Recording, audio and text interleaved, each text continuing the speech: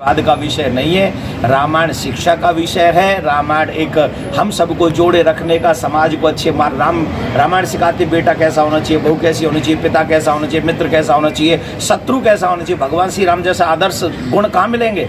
पत्नी का हरण करके रावण ले गया और फिर भी भगवान श्री राम उनके चरणों में प्रणाम कर रहे हैं। ऐसा आदर्श चरित्र हमें नहीं मिलेगा। इसलिए हमें रामायण कभी भी विवाद का विषय नहीं बनानी चाहिए। रामायण गीता हम सबके आदर्श हैं और इन्हीं ग्रंथों को पढ़ पढ़ के हमारे पूर्वजों ने भगवान श्री राम तक को प्राप्त किया है और उनकी पूजा की है, देवी देवताओं की पूजा की है। ऐसे ग्रंथों का आदर हमें करना चाहिए। हम इस समाज में विघटन की स्थिति पैदा न करें, इसके लिए आप सबको कष्ट दिया और इसी के लिए हम कल यहाँ से लगभग 4:30 बजे एक यात्रा निकालेंगे जो सनातन यात्रा होगी। पंडाल से रामलीला मैदान से लेके राउंड लेते लेते रामलीला मैदान पर ही पूरा करेंगे और इसका एक ही उद्देश्य रहेगा और वो उद्देश्य रहेगा सभी सनातनियों को एक साथ रखने का, कदम से कदम बढ़ाने का। और हम सब चाहेंगे जो जो सनातन को प्रेम करते हैं वो सभी सनातनी इस सनातन यात्रा में भाग लें, जिससे हम पूरे विश्व को ये बता सके कि समाज को बांटा नहीं जाए, समाज को जोड़ा रखे। और रामायण हमें जोड़ना सिखाया कर दिया गया, मारना पीटना इत्यादि, ये भी एक इसका अर्थ निकाल लेंगे। दूसरा, देखना, पहचानना, ताड़ना। तो ताड़ना का मतलब ये भी होता है मैंने तुझे उसी समय ताड़ लिया था, तू ऐसा है। ये हम सभी जानते हैं कि ये शब्द का अर्थ हम लोग ऐसे भी निकालते हैं। दूसरा, शिक्षा देना, शिक्षा देना, ध्यान रखना, उसको संभाल के रखना। हमारे यहाँ कहते हैं तारना। तारने का मतलब ये होता है कि तार दिया तो उसका भी, लेकिन वहाँ हम सब चीज़ों को ध्यान में रखना होगा, एक एक शब्द को। अब यहाँ पर जब ये चौपाई बोली गई तो लास्ट में एक शब्द आया अधिकारी।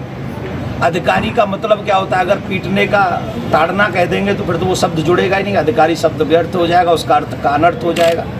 तो इसलिए वो अर्थ नहीं निकल सकता। यहाँ पर एक दूसरे को संभालने का मतलब है, यहाँ एक दूसरे को शिक्षा देने का मतलब है, देखभाल करने का मतलब है। क्योंकि अधिकारी, ये देखने का अधिकारी, ये संभालने का अधिकारी है, ये ज्ञान का अधिकारी है, ये शिक्षा देने का अधिकारी है।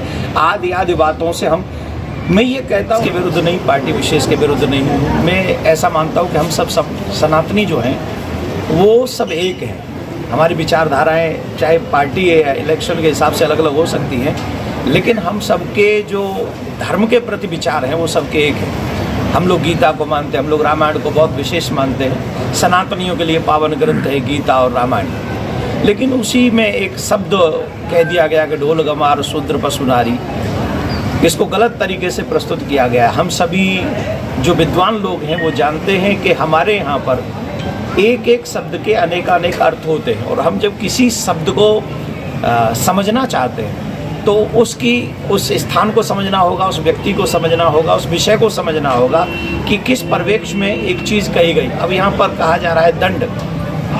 अगर हम प्रताड़ना शब्द को समझेंगे, प्रताड़ित शब्द को समझेंगे तो इसके भी कई अर्थ निकलते हैं। आप समझेंगे इसके कम से कम 2-3 अर्थ निकलते हैं। 2-3 अर्थ का उद्देश्य क्या है?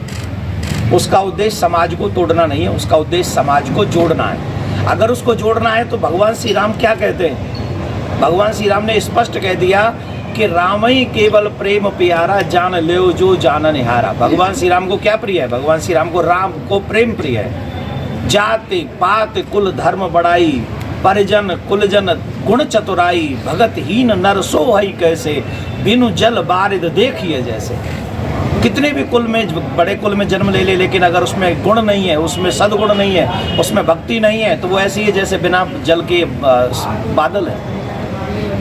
हमारे यहाँ कहते हैं ऊंचे कुल को जन्मिया और करनी न ऊंची होए, सुवर्ण कलश जो घट भरो, साधु निंदक सोए। कितने भी ऊंचे कुल में जन्म ले लो, अगर अशोभनीय वर्ग करेंगे तो वो आप शोभा और सम्मान को प्राप्त नहीं कर सकते। वैसे ही आप किसी भी कुल में जन्म ले लीजिए, अगर आपके कर्म श्रेष्ठ हैं तो निश्चित आप सम्माननीय हैं और निश्चित आप